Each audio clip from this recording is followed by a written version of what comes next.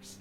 Gabriel, a matéria do dia é da Castro Digital. Não sei se você conhece. Não eu também não conhecia, mas eu andei pesquisando e achei muito interessante, que é a seguinte. O que é uberização do trabalho? Tu já ouviu falar desse termo, Gabriel? Já aparece bastante, né? Principalmente o uberização, um iFood, Sim. né? Aparece bastante no Facebook falando sobre isso. A matéria diz o seguinte.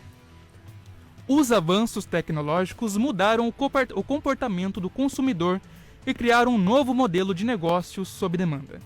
Nesse contexto surge a uberização do trabalho. O termo faz referência à empresa Uber, que é a maior empresa de transporte do mundo sem ter sequer uma frota de carros.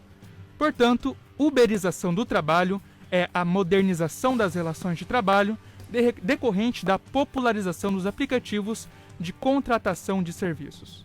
O valor cobrado ao cliente e remunerado aos trabalhadores por esses serviços não é fixo. Ele é determinado por algoritmos. Os preços variam de acordo com a demanda, dia, horário, localidade, entre outros fatores.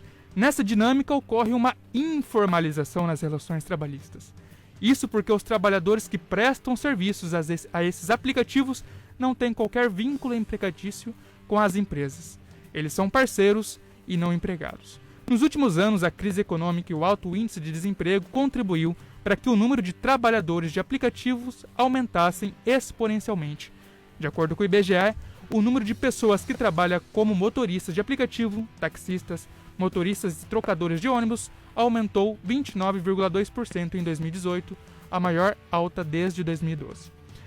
Com a pandemia do Covid-19, o desemprego aumentou e muitas pessoas recorreram aos aplicativos como uma alternativa de sobrevivência. Segundo estatísticas da Análise Econômica Consultoria, o número de trabalhadores de aplicativos de entregas e refeições cresceu 158% no primeiro semestre de 2020. Para muitos especialistas, a uberização é sinônimo de precarização do trabalho.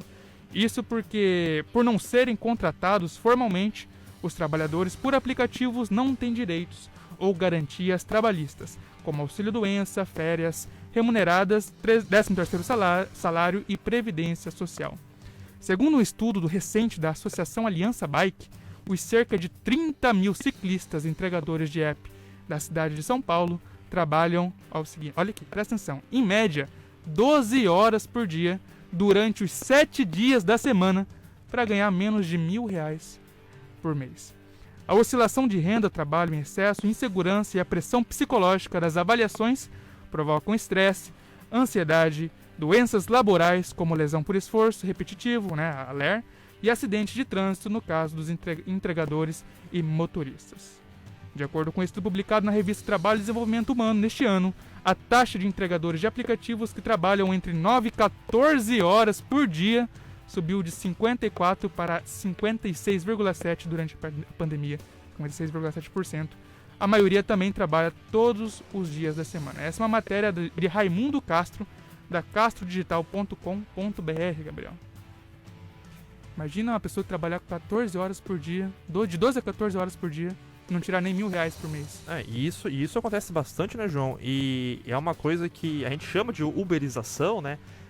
Eu falo, a gente chama porque a Virginia Fontes, ela é uma historiadora do Rio de Janeiro e ela fala bastante sobre esse tema, tem bastante no YouTube, dá pra procurar.